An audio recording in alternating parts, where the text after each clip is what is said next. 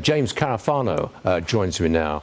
Colonel, Iran says, look, they're not going to give up their enrichment. And I guess President Trump's coming out and saying, look, you get started all over again, and we're going to come and take them out again. So are the Iranians just saying this as a kind of bravado to keep it's saving face, basically?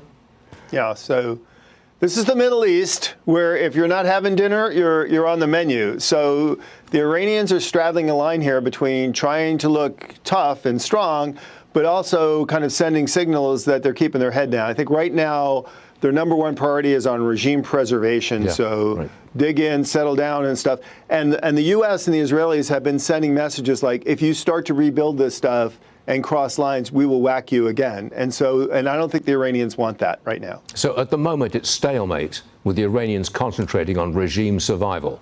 What's the threat to their regime at this moment?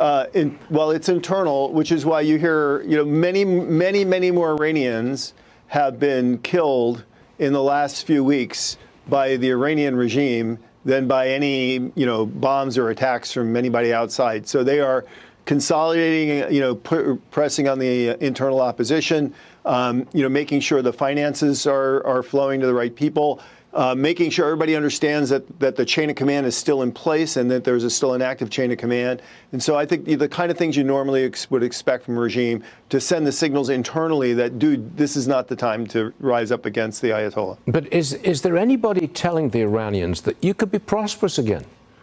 You could sell your oil on the world market, just make peace with America, and you could be prosperous. Is anybody telling them that? Well, of course. I mean, everybody's told them that, including President Trump famously in a speech.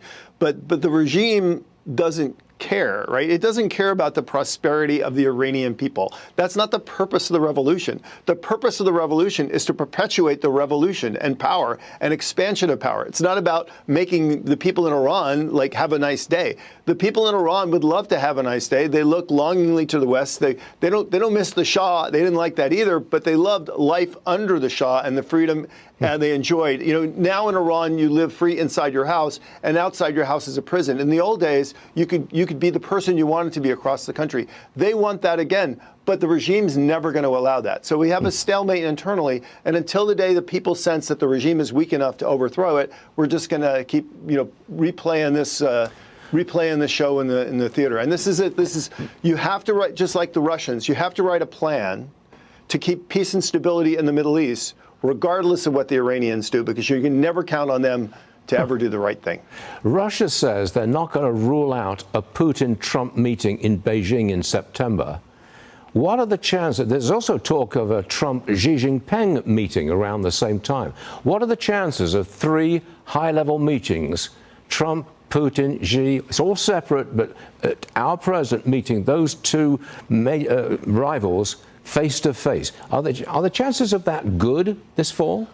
Well, yeah, I don't know. So it's interesting that the president said 50 days, because that gets you right around the time the president was thinking about going to Beijing. And of course, it's one place that Vladimir Putin can go and not get arrested. But I think the politics of that would be incredibly complicated. And the other thing is, unless Putin really brought something solid to the table, the president would not be up for this meeting, other than to just dress him down and humiliate him. So I'm not seeing that right now. I think, the option that we're not talking about, which I think we always have to consider, is Putin doesn't have to make a deal. He could just quietly wind things down and have in Ukraine the same thing that he currently has in Georgia and Moldova, yep, and live with that for a while and kind of reset for another day. So that might be an option. Okay, we all see. James Carafano, always a pleasure. Thanks for joining us, sir. Appreciate it. Thank you, my friend. Sure.